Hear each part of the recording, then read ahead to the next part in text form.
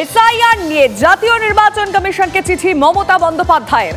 অবিলম্বে এসআইআর স্থগিত করে বিএলওদের প্রশিক্ষণের দাবি। পরিকল্পনাহীনভাবে কর্তব্যরত আধিকারিক ও মানুষের উপর চাপ সৃষ্টি করা হচ্ছে বলে অভিযোগ করেছেন তিনি।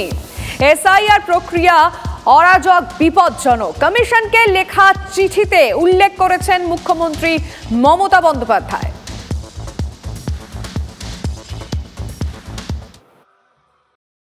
সেটা তো যেটা আমরা যখন রিপোর্ট পাবো ডিও থেকে আমরা ওটা অ্যাকশন নেব।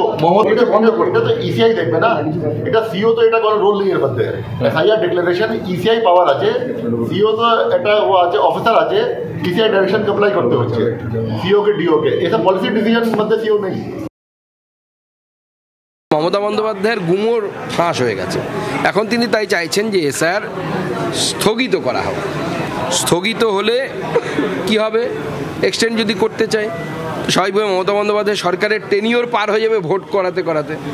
তাহলে মমতা বন্দ্যোপাধ্যায়ের জায়গায় রাজ্যপালের শাসনে বা রাজ্যপালের হাতে দিয়ে এই রাজ্যে যদি ভোট হয়, বিজেপির তো অন্ততপক্ষে আপত্তি নেই কোনো।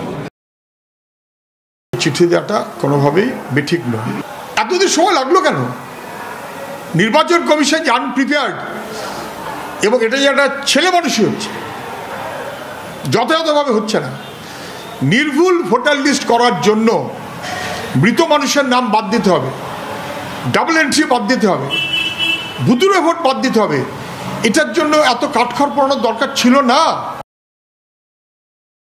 একদিকে সাধারণ যারা নাগরিক তাদের উপর মানসিক চাপ এবং আত্মহত্যার ঘটনা বাড়ছে, অন্যদিকে বিএলওদের উপর যেভাবে চাপ তৈরি করা হচ্ছে, হুমকি দেওয়া হচ্ছে, গ্রেফতার করার কথা বলা হচ্ছে, তাতে বিএলওরাও অসুস্থ হয়ে পড়ছেন, সুইসাইড করছেন। নির্বাচন কমিশনটা যমরাজের দপ্তরে পরিণত হয়েছে। ফলে মাননীয় মুখ্যমন্ত্রী যে চিঠি দিয়েছেন সেটা বাস্তব পরিস্থিতির উপর দাঁড়িয়ে